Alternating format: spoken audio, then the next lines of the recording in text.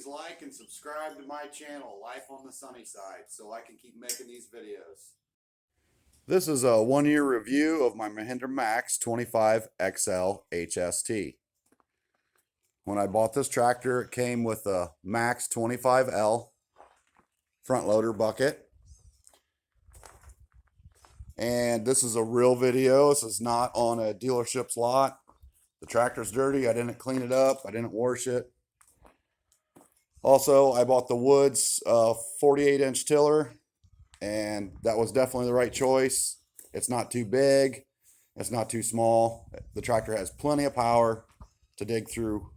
We have horrible clay here, so, and I mean, you can even see this is hard as a rock. It will not even, but that tiller, I'll show you later, the new garden bed that I tilled, it went through it like butter.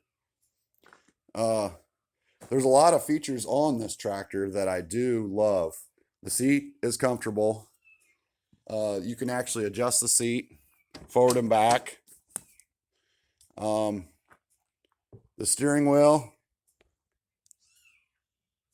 actually has a tilt lever right down here. You push down and you can tilt the steering wheel back and forth. The armrests are nice. At first I had them up, but I don't ever put them up. I always keep them down. It's always nice to have your elbows on there. I like where the bucket controls are. It's real easy. You basically have your elbow and you can reach your bucket controls. Let's start up the front. You have your throttle, key switch. This is a parking brake. If you push on these pedals and you pull that lever, that sets your parking brake. And then this is your cruise control. And actually, that is a lifesaver. When I first bought this tractor, I think they call this a treadle pedal. I didn't know if I was going to like this or not. It takes a little bit to get used to, especially the reverse. It's just kind of hard on your heels, but I've noticed if you put your heel on there and you hook your toe, it makes it a lot easier on your calf muscle if you're going backwards for any amount of time. I've gotten used to this pedal a lot, and it is nice that you have a forward and reverse just by your 1 foot. Now, if you're in the field or you're mowing with this, it is a pain just holding on to this pedal. So if you're going to go at a constant speed, that's where you pull that lever on that cruise control and you can just set your foot off to the side. Then the other thing that I like about that, if all of a sudden you need to stop immediately, all you have to do is push the clutch pedal just like a normal tractor, or you just flip the lever.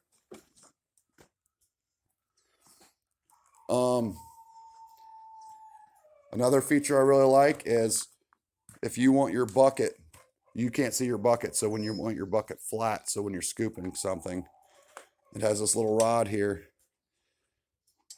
It has a rod inside this tube.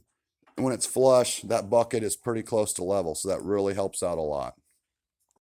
All right, over on the other side, one of my favorite things is the cup holder. It's big enough I can fit my huge coffee cup or my Yeti cup in there, bottle of water. And when you're hitting bumps or anything, I mean, it stays in there. I've never had anything fall out. So that's very important. This lever closest to the person is for the rear PTO. And the next lever is for your mid PTO, which I've never used the mid PTO. That's for if you put a belly mower on. Then you have your high speed and low speed. And then here's your 4-wheel drive. So the 0 is when it's bumped out, it's out of 4-wheel drive. And to put it into 4-wheel drive, just take the palm of your hand and just bump it back. Now it's in 4-wheel drive. If you get, my rooster won't be quiet. If you get where your back wheels are spinning and you're stuck in the mud, I have used this. This is a differential lock, which it is really nice because first thing I do is I put it in 4-wheel drive if I'm getting stuck somewhere and then I'm still having problems. So I'm using this. You just stand and push down on the differential lock while you're operating the treadle pedal over here, and it does help quite a bit. Have I got this tractor stuck? Yes, I've got it stuck at least 3 times. I got into the edge of some mud, deeper than I thought it was. I was trying to move some dirt for someone, and the dirt was softer than you expect. Everybody's been there and done that. These tires are actually really small for this size tractor. I've had it where I've had, let's get you here. I've had it where I've had dirt all the way up to this tie rod, and I was pushing dirt. So I got myself in a pretty bad situation. But I did not need to get anything to pull me out. I used the bucket and just used the bucket to help push myself out, which I was pretty impressed with that. I was worried when I got this thing stuck, but the bucket helps you pull it out. All right, on the back of the tractor, I like the fact that this bar can hinge. If you can see over here, my stalls are very small. My gates right here open, all these gates open, swing open. If this bar was up, I would be hitting these 2-bys right here. So I put it down, and I've never put it back up because I'm always worried about hitting something. And this will fit in a regular 9x7 garage door with that folded down. One thing I really like, if you're changing implements out, is they give you a hook right here. So when you're unhooking your top link, you can just hook that, and it's not swinging down in your way. That's really nice. Also, they give you like a clevis off of your bottom 2 links. You can pull a cotter pin and turn this and adjust how tight or loose this sways. So that's really nice. I'm not used to having that on my old tractor. The one thing right away that I did not like was the toolbox. The toolbox was probably about that deep.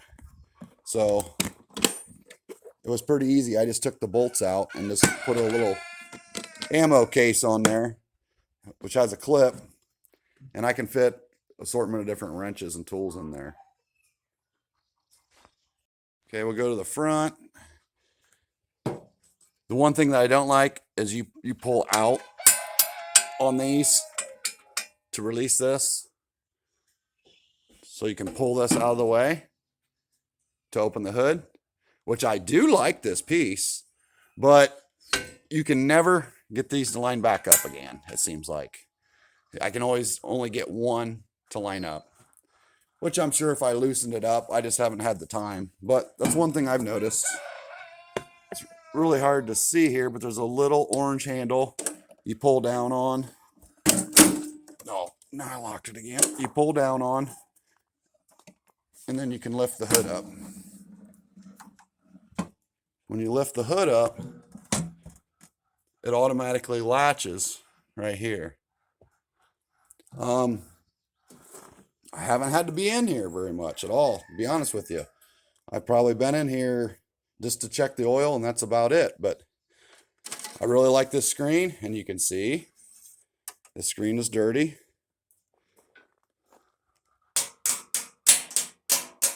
I'll just lightly do that. Man, look at that difference. It don't stick to that screen very well. It sticks enough so you can just lightly tap it. And that's just about as good as me blowing it out right there. The one thing that I struggle with every time is, where is the dipstick at? I'll be on the left side. I'll be on the right side. I mean, come on. Where is it at? And I had an idea. I remembered last time, it's like, okay, right here is the oil filter. Let me get you in there better. Right here's the oil filter. You can barely see it. It's a hard spot to get. Look at my hand, how tight it is. Right there is the dipstick. You pull it out, you can't even really get it out very well. But I think what I'm going to do is I'm going to paint that yellow or orange so I can find the dang thing. It may sound silly. It's like, you had this tractor for a year, but you don't know where the dipstick's at. Well, I have quite a few different pieces of machinery, and that thing's hidden back there. That's one thing I want to do is pull that off and paint that yellow. I have not done any service on this yet. I'm getting close. I actually have 49 or 47.9 hours on this.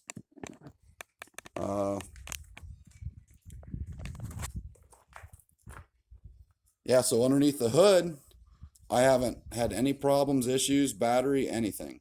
I just have been checking the oil and cleaning the screen in front of the radiator. The headlights are extremely bright. I know when I got this, the first thing I thought was, oh, I'm gonna leave that bar up and buy a light bar off Amazon, because as soon as you start raising the bucket, it blocks your headlights. It's not a big deal. I just never wanted to, I never end up spending the money and doing it. Sometimes you wait and you change your mind on what priorities are. Have nice bright lights in the back. Actually, I'll turn on the key and turn the hazards on. I like the fact that this tractor has hazards, even being a little tractor like this.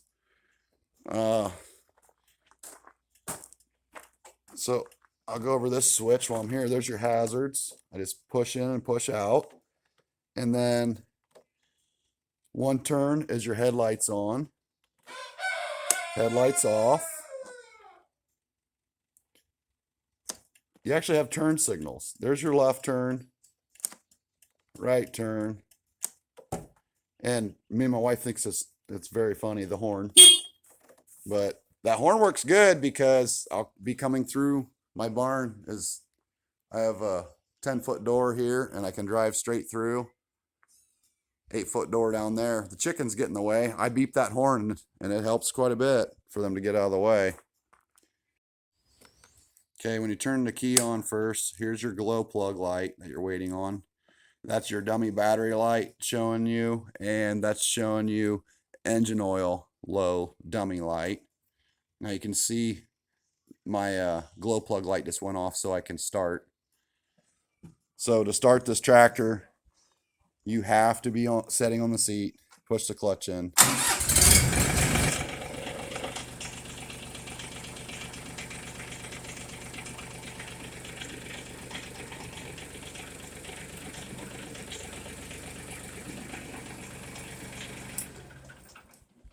What I wanted to show you was the first thing I bought after a month or so was this slide-on clamp bucket. I don't even remember where I bought it. It may have been Amazon. I thought I paid somewhere around 150 bucks for this.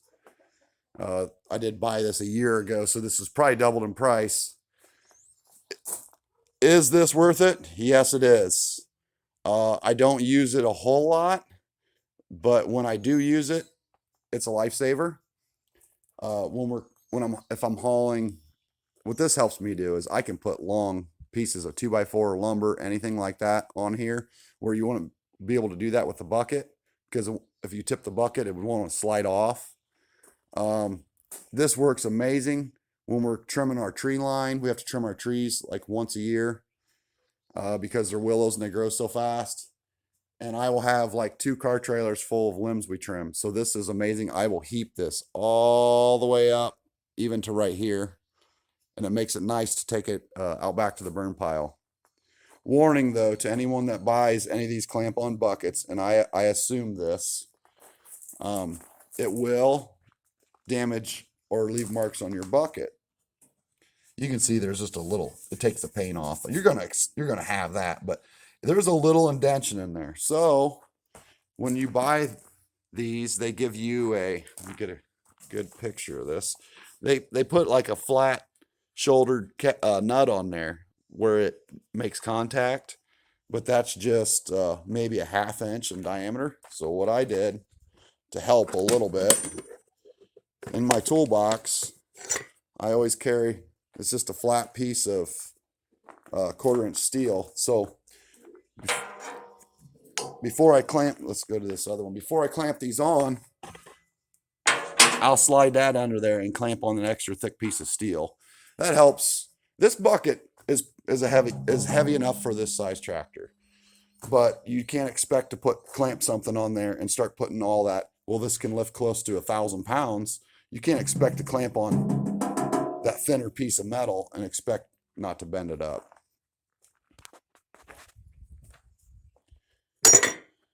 The one thing I didn't show was the PTA or the 3-point hitch up and down.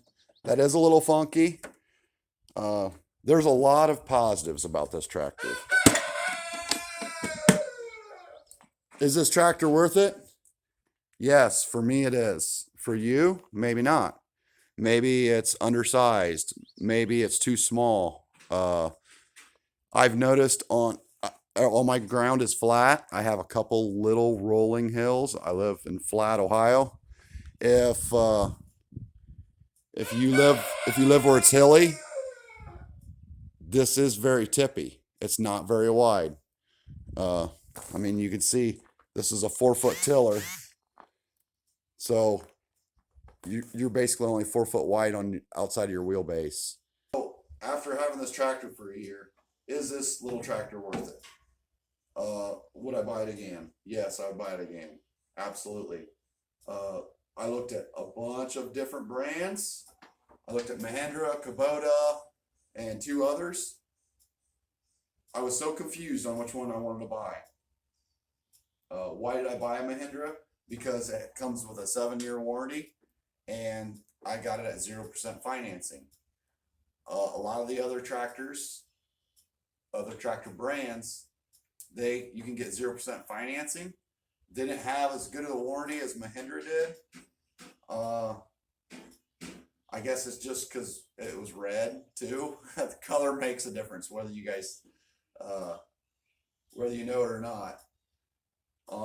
The biggest deciding factor that made me buy a Mahindra was the dealer.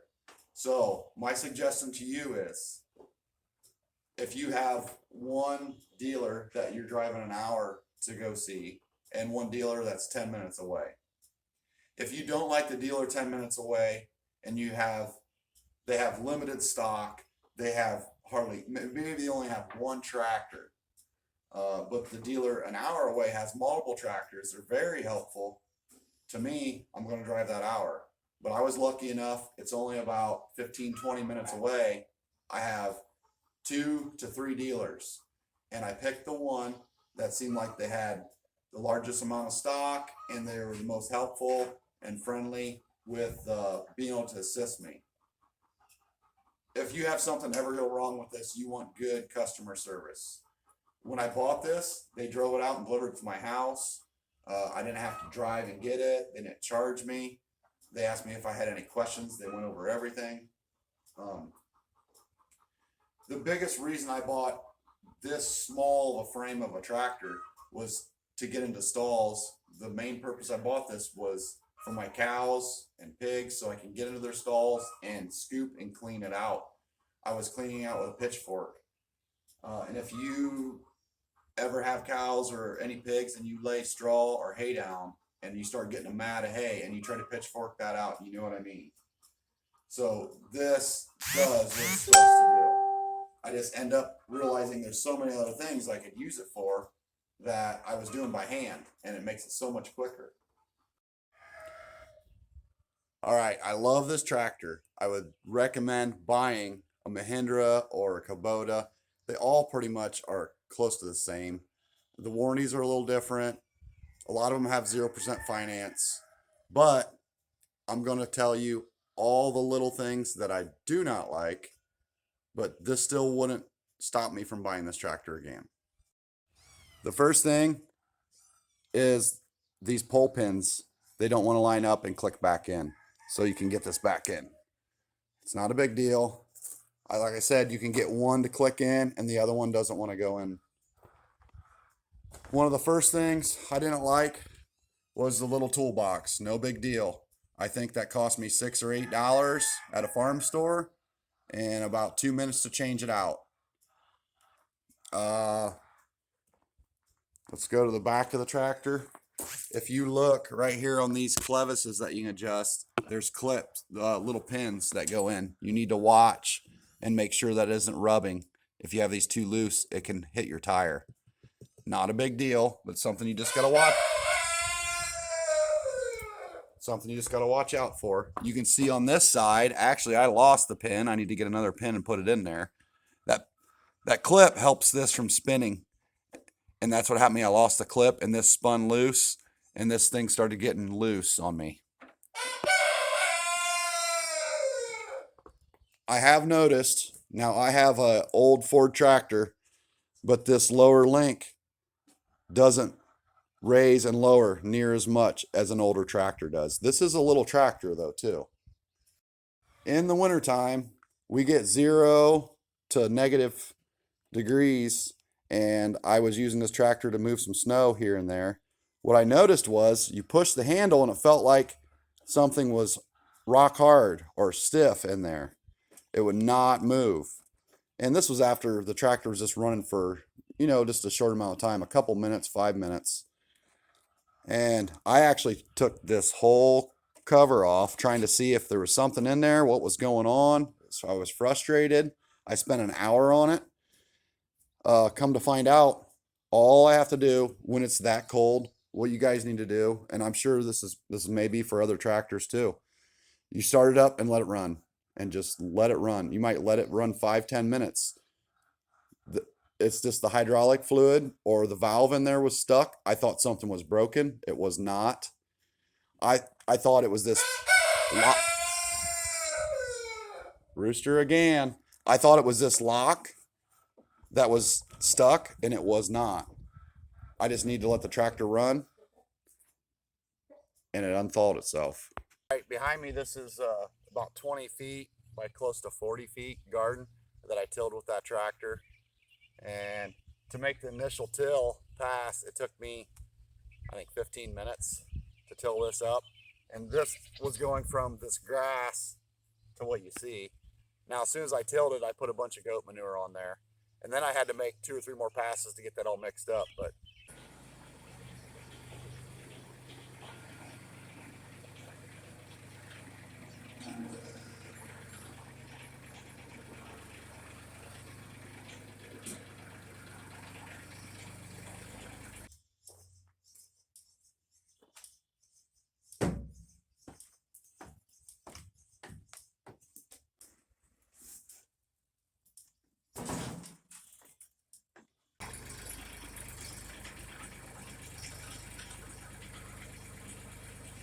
I use this tractor a lot to get things out of the loft. All right, I love this tractor.